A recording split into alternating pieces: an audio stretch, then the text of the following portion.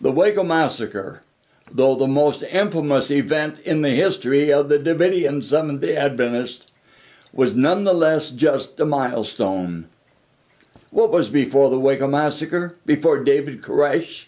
My history goes way back with them before David Koresh ever came on the scene. 59 was the year I left the Davidians because of the tremendous disappointment that we had, having predicted certain events were to take place. They didn't materialize.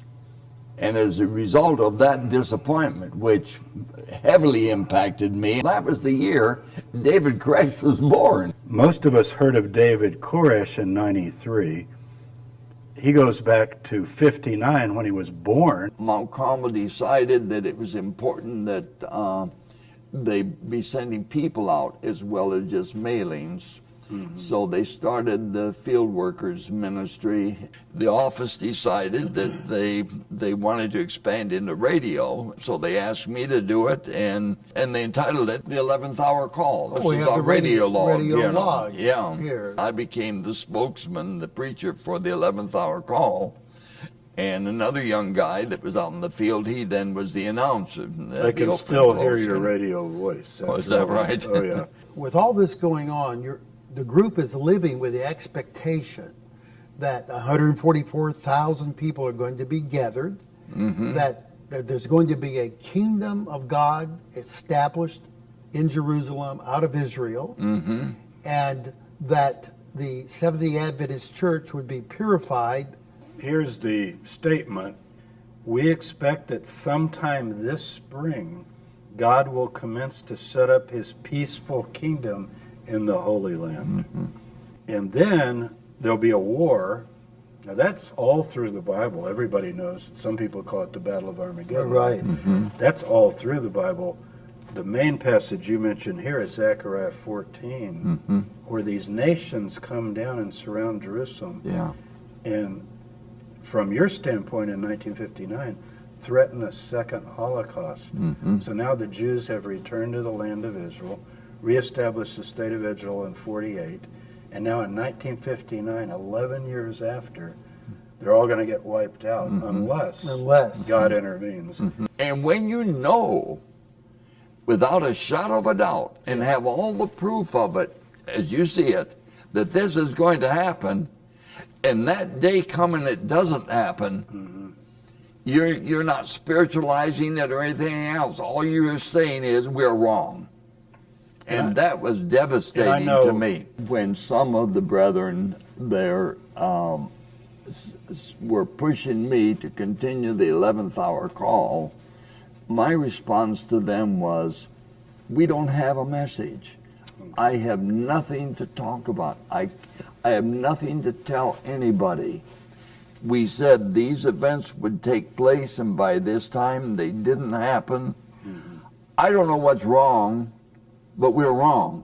Wow. You're back to the drawing board. I'm back to the drawing board, and it was devastating enough to me that I didn't want anything to do with any of it. You recognize that the way you took the disappointment of 1959 was that you humbly said that we've made a mistake. I'm wrong. Right, yeah. Now, that's rare, you know, yeah. in human experience. It was based on Brother Hardif's writings, but if Brother Hardif, if we're wrong on that, then he was not a true prophet. He was not the Elijah. But if wrong there, Ellen G. White was not a prophet. Yeah. We're wrong there. How far do you extrapolate this down to the point where you say, I don't want anything to do with this Bible even. There's nothing there. Sure. Well, at some point, God is saying, wait a minute, kid, you know, and I had to rethink. I just about gave up my faith. You had to rehabilitate. I really had to, yeah.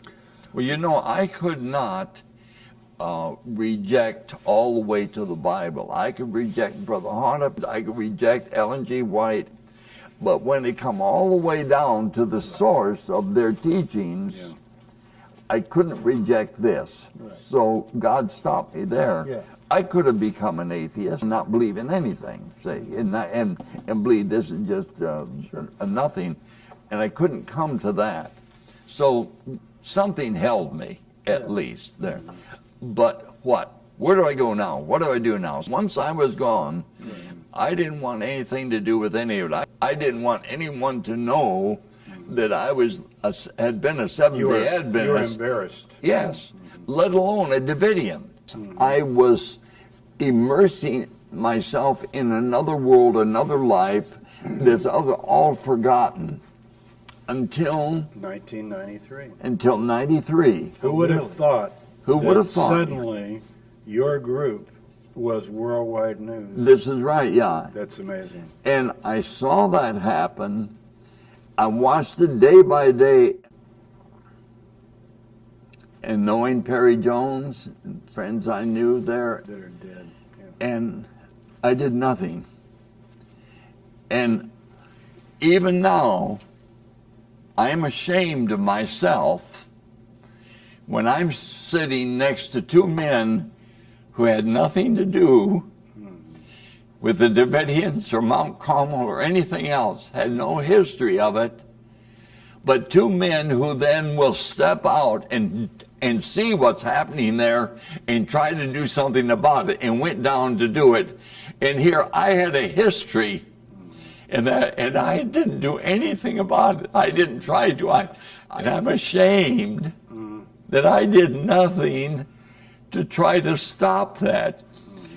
And I feel, you guys, you picked up what I should have been doing, all that I'd experienced with the Davidians beforehand, and now comes the real test, and I don't have the guts to make some effort in some way to help save the lives of those people there. And you guys did. That's one reason we're doing this, Yeah. and I think it'll end up being for good in a broad way. And you're doing so much with your life now, with helping people in Israel with food and clothing and things like that. I mean, your life has become just a stellar thing of doing so many great, virtuous things. And just what we're doing today should help a lot of people. I wish someone could give me the answer to why I again got somewhat involved, and then involved with you guys and God bringing us together. What is his intent to be the outcome of this? I raised the question why. I'd like the answer. My son, who said, "Dad, you kept all of these materials all these years for some reason. Be ready for God to show you the reason to open the door." Maybe you guys have the answer to it. I don't know. Well, I think a lot of this material you brought, and we just brought a teeny little sample. We could fill 5 tables here with that material that you saved. This can become part of the archive of the history. I think you're taking the right steps, at least. And I think this interview can be very important. Yeah, because there are going to be hundreds and perhaps thousands of people viewing this at some point in the future. You cannot, and I cannot, and Dr. Tabor cannot predict how that's going to be understood and used and developed for good. Thank you for sharing. And Thanks for inviting welcome. us. Yeah, you bet. Thank Appreciate you. it. Thank you.